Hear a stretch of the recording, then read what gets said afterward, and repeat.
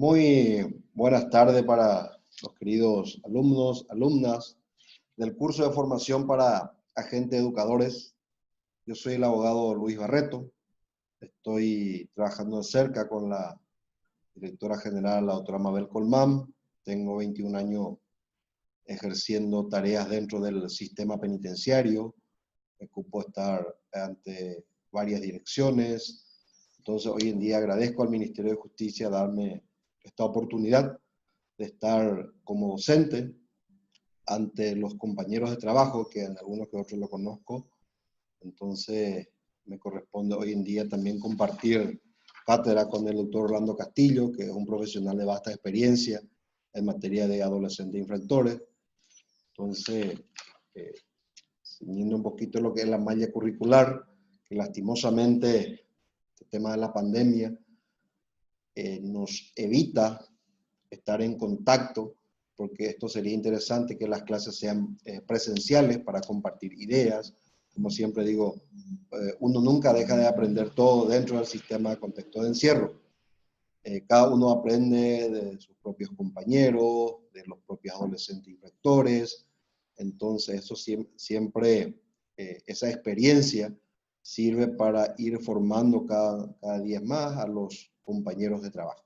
Bien, en lo que corresponde al módulo 3, que habla como el título, como lleva Administración de los Centros Educativos para Adolescentes Infractores, en la plataforma ustedes van a encontrar un material de apoyo, el cual me permito ahora compartir pantalla.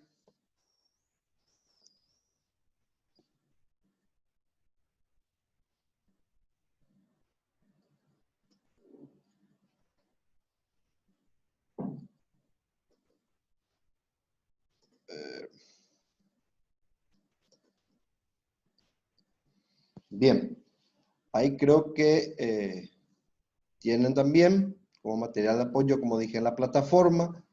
Ahora vamos a ir compartiendo pantalla. Como le había señalado, el módulo 3 habla de la administración de los centros educativos para adolescentes infractores, un tema muy interesante. Como primer punto, señala el reglamento interno. ¿Qué entendemos por reglamento interno?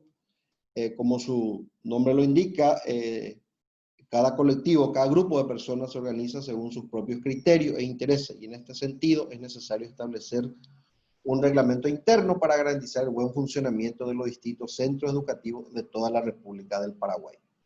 No solamente un centro educativo debe tener un reglamento interno, también como su título lo indica, también, mejor dicho, como en el primer párrafo, en varios estamentos, ya sean una asociación cultural, partidos políticos, empresas, club deportivo, establecen en algunos casos la obligatoriedad de poseer un reglamento interno. Entonces, como lo que nos corresponde hoy en día, instruir sobre lo que son los centros educativos, ya sea de régimen cerrado o régimen semiabierto, entonces nos ceñiremos a lo que establece los reglamentos internos dentro del contexto de encierro.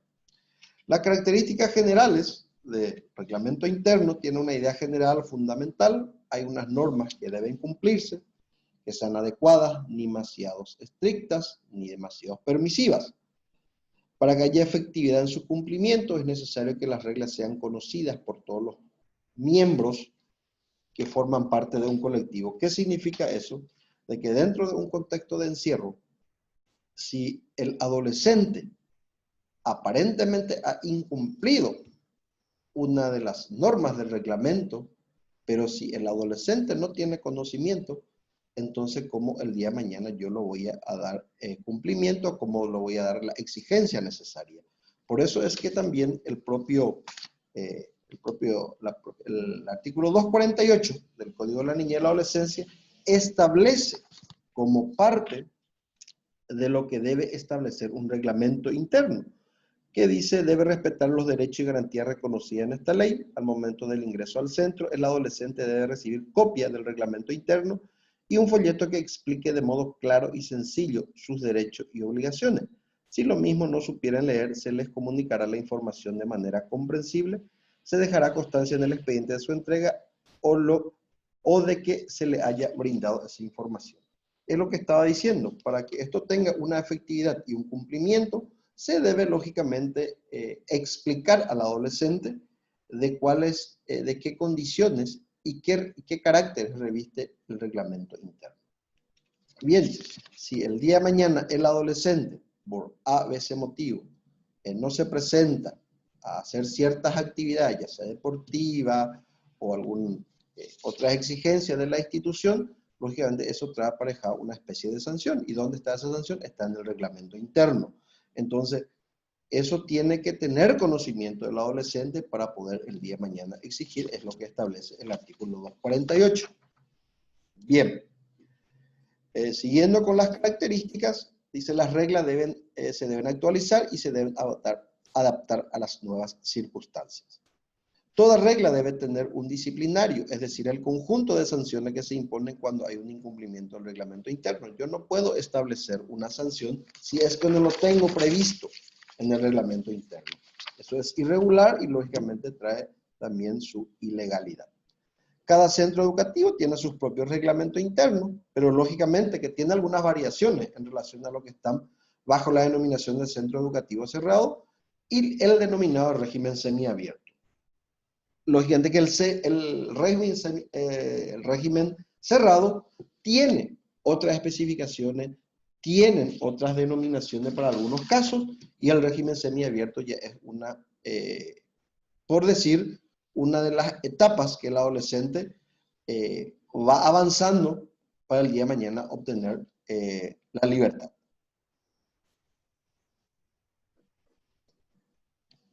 Así también tenemos que el Código de la Niñez y la Adolescencia, en su artículo 248 y 280 del Código de Ejecución Penal, hace mención al reglamento interno. Cada centro educativo tiene su propio reglamento. El centro educativo cerrado es una institución para adolescentes varones y mujeres entre 14 y 18 años, quienes se hayan internado en cumplimiento de medidas privativas de libertad dispuestas por jueces. Es un centro de internación que funciona en la modalidad de régimen cerrado. Artículo 215 del Código de la Niñez y la Adolescencia. Esto es importante entender que todos los adolescentes que están dentro de los centros educativos indefectiblemente deben haber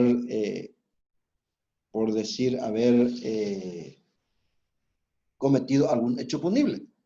A raíz de eso toma intervención el juzgado penal adolescente infractor a fin de que se arbitren los mecanismos judiciales y que, si corresponde, su remisión a los distintos centros educativos.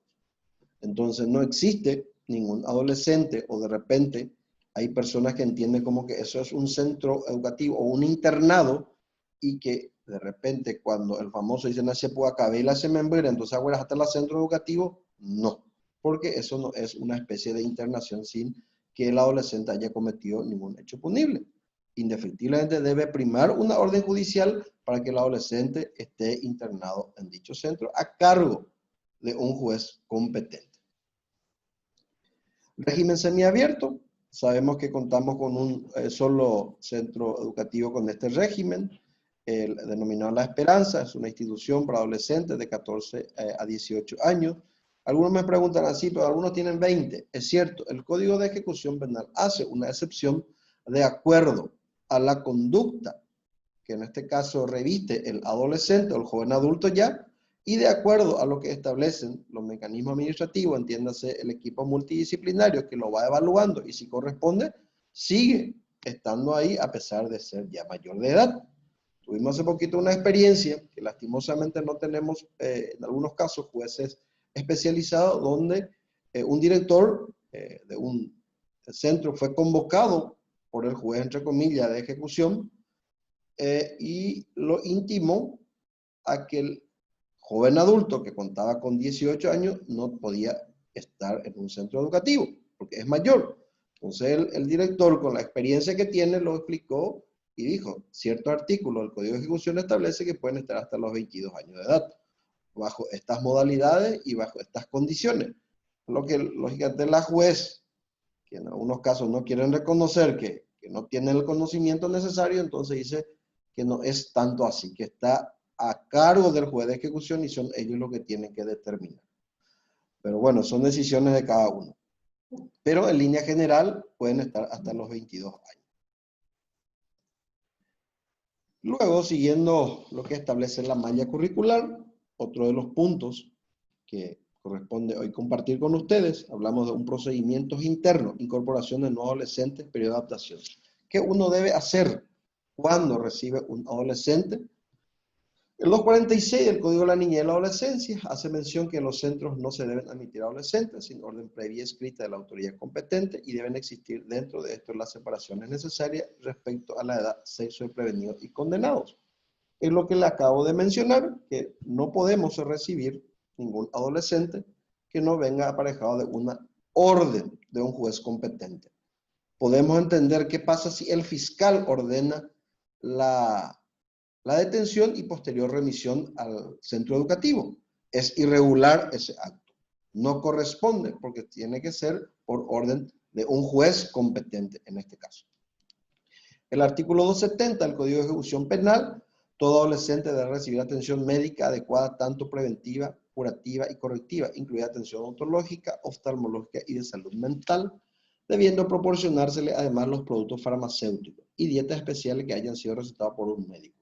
Todo adolescente deberá ser examinado por un médico inmediatamente después de su ingreso al centro. Esto es importante, queridos cursantes, al menos los que le corresponde estar tanto en la oficina de guardia o en el equipo de educadores, de que cuando un adolescente ingresa al sistema, lógicamente que van variando los protocolos, así como el reglamento establece que uno debe ayornarse a los cambios. Entonces, hoy en día ya la mayor parte de los adolescentes que ingresan al sistema ya van, el oficial de policía que acompaña ese traslado ya va munido de un certificado médico donde expresamente señala que el adolescente no tiene ninguna dolencia, ninguna enfermedad aparentemente visible, ni mucho menos hematomas. Pero podemos dudar también de esa situación. Si es que efectivamente yo observo como oficial de guardia o como médico o como enfermero o el lugar donde me corresponde estar y veo que ese adolescente tiene evidentemente golpes o tiene algunas dolencias que él mismo señala y el diagnóstico no refleja esa realidad, entonces inmediatamente debo comunicar a las autoridades superiores y en su defecto no recibir con esas características o de lo contrario remitirlo a un hospital como corresponde. Porque una vez que yo lo reciba, eso ya es responsabilidad de la institución, el cual, y lógicamente que la autoridad que lo está remitiendo, entiéndase la policía, se va a desentender después. Determinación de medidas a tomar, ubicación del adolescente a la luz del modelo sociocomunitario de atención a adolescentes infractores. El modelo sociocomunitario. El centro educativo de régimen cerrado es una institución que administra la privación de libertad de adolescentes, varones y mujeres entre 14 a 18 años de edad, que desarrolla un modelo de atención y educación alternativa al sistema carcelario, donde los o las adolescentes pueden ejercer su responsabilidad y sus derechos como ciudadanos orientados hacia la integración futura en sociedad. Este modelo sociocomunitario lógicamente viene a cambiar el paradigma de lo que en algún momento fue el mal llamado correccional Coronel Panchito López, que no en ningún momento revestía la característica de un correccional. Lógicamente sabemos que el Estado paraguayo ha sido condenado por una situación de incumplimiento del sistema de las correccionales. A raíz de eso se cambió el paradigma y hoy en día estamos con un modelo sociocomunitario donde cambian ciertas denominaciones. Por decir, son los que están tratando directamente con los adolescentes son denominados educadores, ya no son los famosos guardiacárceles, hoy en día agentes penitenciarios, los que están en el sistema de mayores. Reglas de procedimiento para visitas. El artículo 135 del Código de Ejecución Penal establece que todo visitante y sus pertenencias deben ser registrados por razones de seguridad.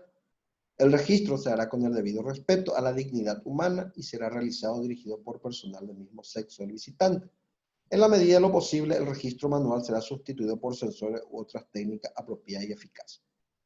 En este punto, sabemos que es algo muy delicado y que constantemente también el funcionario que está abocado a la revisión, ya sea corporal, a la revisión de bolsones, u otros objetos que las visitas normalmente traen. Hoy en día, por este tema de la pandemia, los que están restringidos la visita, pero en algún momento esto se va a normalizar, entonces para ese efecto ya debemos tener conocimiento necesario, donde también, como acá hay una salvedad, donde señala el debido respeto a la dignidad humana.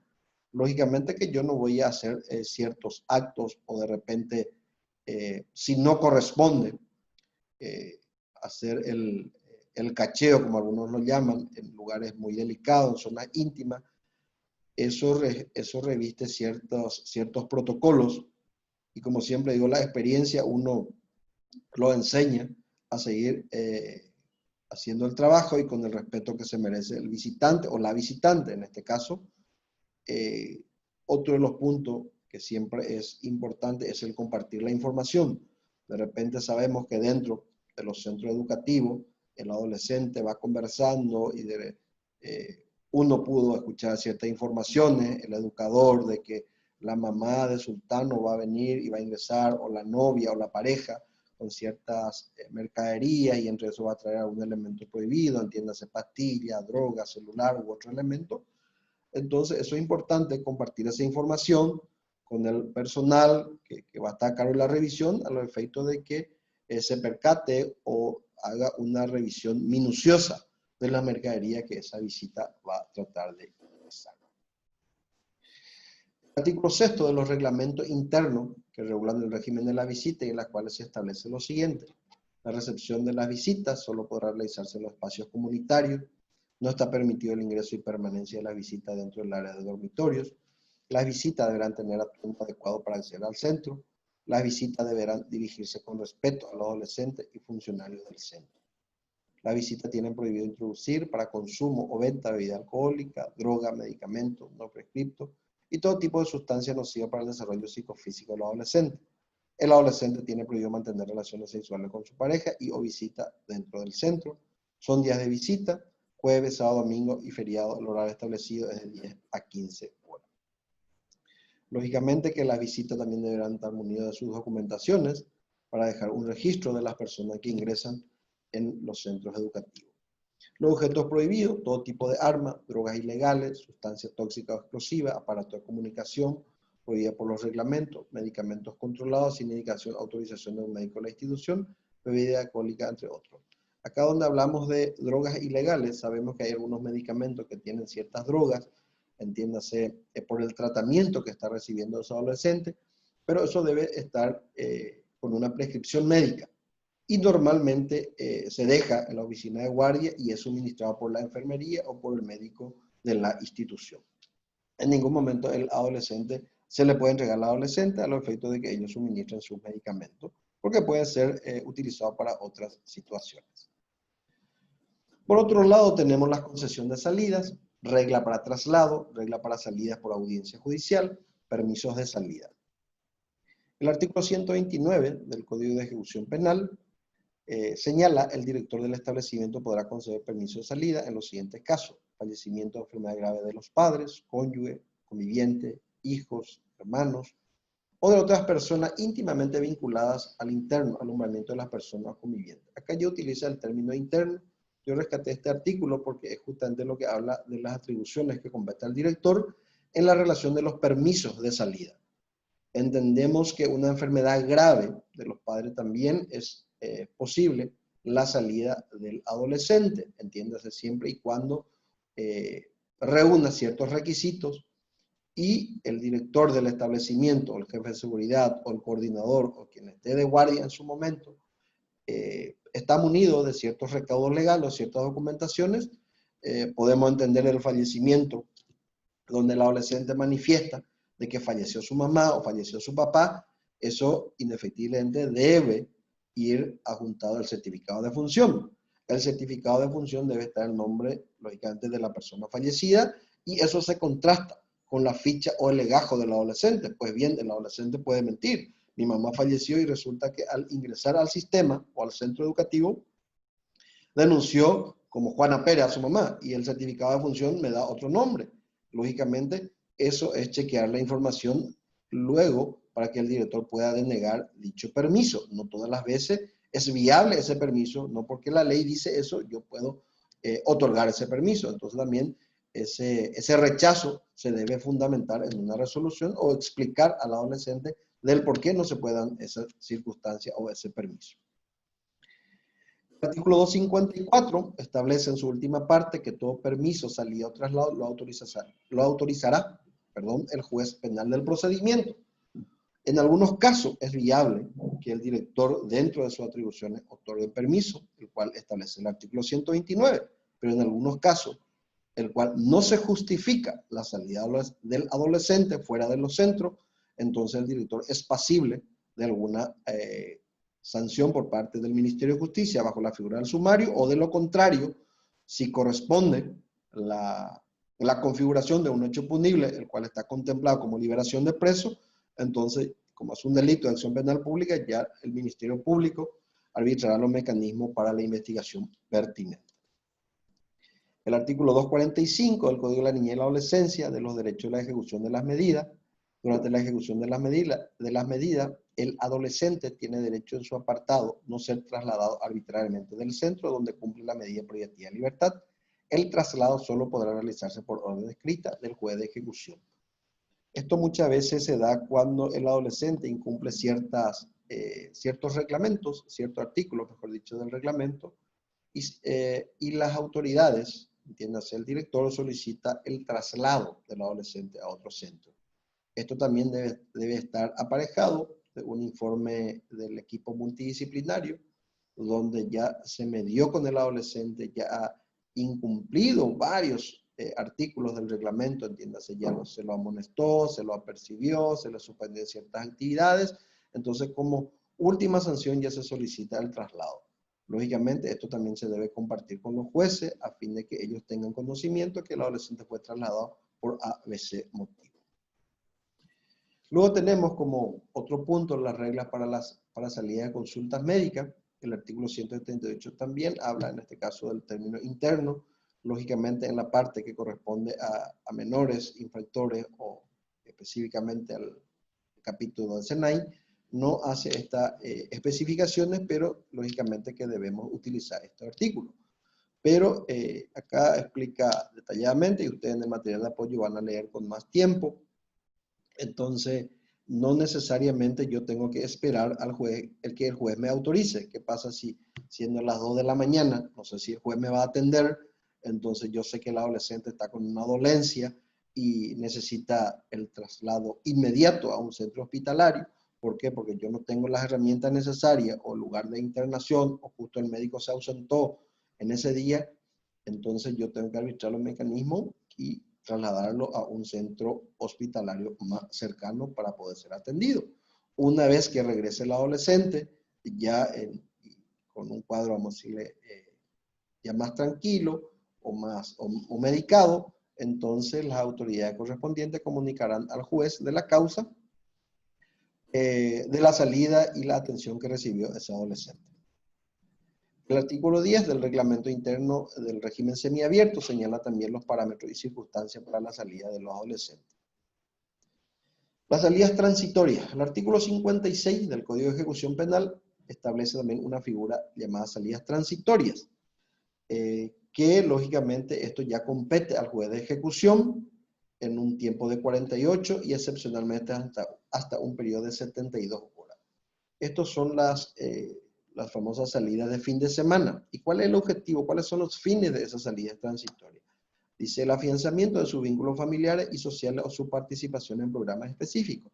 Esto también hace alusión al artículo 39 del Código Penal, donde en este caso el privado de libertad tiene que convivir con el mundo externo. Y son etapas o fases que va, en este caso, el adolescente quemando, por decir así, y el juez va valorando esa circunstancia para que el día de mañana lo pueda otorgar una libertad condicional o, llegado en su momento, ya la libertad sin restricciones algunas.